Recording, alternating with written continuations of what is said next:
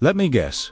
You tried saving money before, you lasted a week, and then life happened. Bills, food, just this one thing, and suddenly the month is gone. So here, that's what we're redoing today. I am going to show you the easiest way to save $500 this month, even if you feel like you have zero room. And no, this isn't a stop eating out forever speech. This is a simple system. A few moves you set once, and it keeps saving without motivation. Stay to the end, because the last move is the one that makes saving automatic, like it happens in the background while you live your normal life. Why saving feels impossible, and it's not your fault most people think saving fails because they're bad with money? That's not the real reason. Saving fails because most people try to save from what's left over, and leftover money is a myth, because your paycheck doesn't disappear from one big purchase. It disappears from small repeat spending that feels harmless. Subscriptions you forgot, delivery and convenience fees, I deserve it treats, random small shopping, and the silent killer. Impulse spending, and here's what makes it worse.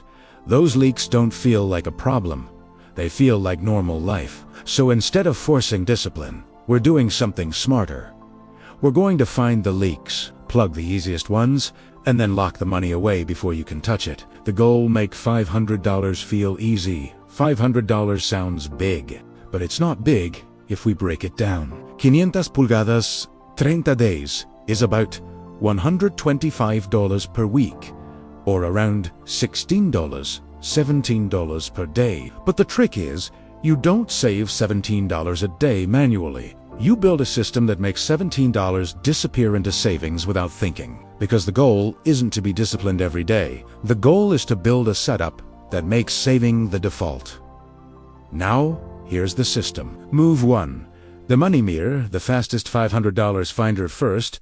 You need one uncomfortable thing: a money mirror. This is a 10-minute step that instantly shows you where $500 is hiding.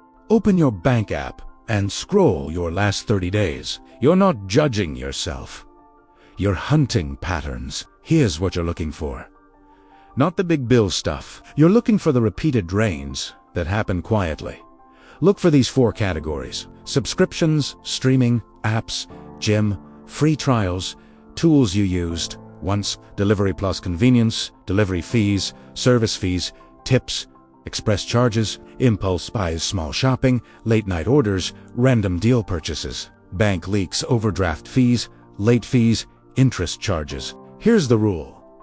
If you can't name your leaks, you can't stop them. Most people find $150, $300 here without changing their life at all. And if you want the easiest win, subscriptions, because canceling one thing saves money every month, not who's on say. Quick example: if you have 3 subscriptions you barely use at $12.99 each, that's about $39 a month. That's $468 per year for stuff you don't even enjoy. That's literally a silent bill. And most people have more than 3. Now let's turn what you found into a simple plan. Move to the $500 split so it feels doable. We're splitting $500 into buckets, so it doesn't feel like a huge sacrifice. You're not going to do 20 changes. You're going to do a few high-impact changes. Bucket A: cancel one thing when target. $100, $200. Pick one subscription you barely use. Not 5. Not a full cleanup day. 1. The easiest one, even if it's $12.99, cancel it, because the real win is training your brain that money can be reclaimed. Now here's how people mess this up. They say ILL, cancel later, and later never comes. So do this: open your subscriptions list and cancel the one that annoys you the most, the one you know you don't need. And if you're worried, you'll miss it. Set a reminder for 30 days. If you genuinely miss it, you can always rejoin. But most of the time, you won't even notice it's gone. Retention hook, inamina ELL tell you. The sneaky subscription type that traps people the most. And it's not Netflix. Bucket B: swap. Don't suffer when target. $150, $250. This is where people fail because they go extreme. They try to never eat out again, and then they crash. So instead, you do one swap for 30 days. If you buy coffee outside, make it at home 3 days a week. If you do delivery, replace 2 delivery orders with pickup. If you eat out often, replace 1 meal with a cheap, simple meal. Not forever. Just 30 days, because saving works when it's realistic. Mini math. This is where people go, oh wow. Let's say delivery is $18. But after service fee, plus delivery fee, plus tip, it becomes $26. Do that twice a week, and you're paying an extra $16 weekly in fees alone.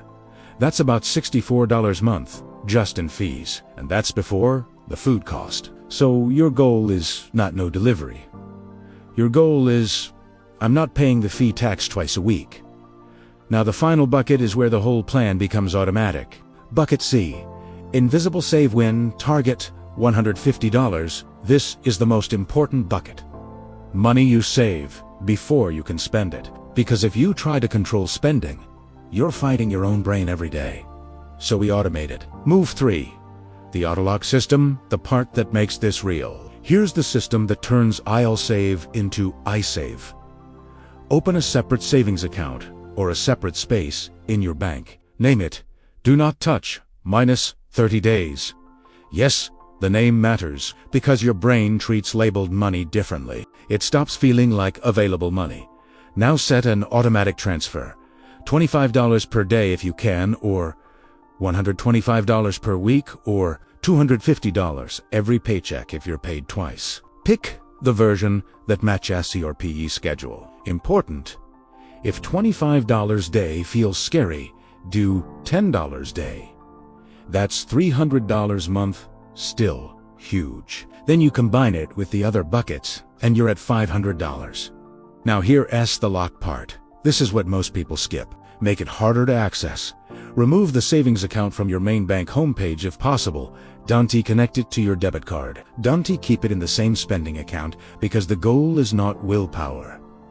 The goal is friction. If you can't see it, you don't spend it. If it takes effort to move it back, you won't do it for random cravings. This is the secret.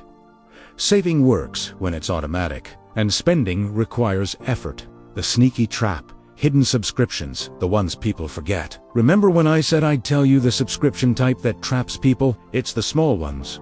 Apps, editing tools, storage plans, premium upgrades, and free trials. Because they're not emotional like a streaming service. They're invisible. So here's a quick rule. If a subscription is under $10, people ignore it. And that's why it grows. 5 $9.99 subscriptions is basically $50 a month. That's $600 a year. So cancel one today. That single action can cover a big chunk of your $500 goal. The impulse spending firewall so you stop losing progress. Now let's protect your plan from impulse spending. Because your biggest enemy isn't bills. It's the moment you're tired, bored, or stressed, and you buy something to feel better. So use this rule for 30 days. The 24-hour rule. If you want to buy something non-essential, you wait 24 hours. Not forever. Just 24 hours. Most impulse purchases die in 24 hours. And if you still want it tomorrow, you can buy it. But now it's a choice, not a reflex. Optional upgrade. Make a notes list called Buy Later. Every time you want something, add it to the list instead of buying. At the end of the month, you'll laugh at half of it. The emergency rule so you don't quit? Now, you need one rule so you don't fail on day 12. It's called no shame, no reset. If you mess up one day, you don't quit. You don't say I ruined it. You simply continue the next day. Because one bad day doesn't kill a month. Kidding does. This is how real progress works. Imperfect, consistent, boring. The 30-minute setup checklist, simple and real. Here's your 30-minute setup. Find one subscription to cancel. Chose uno swap for 30 days. Set one auto transfer to savings. Add friction so it's not easy to pull out. Use the 24-hour rule for impulse buys. That's it. If you do those things, $500 becomes a side effect, not a struggle. Closing. See if these helped, hit like and subscribe.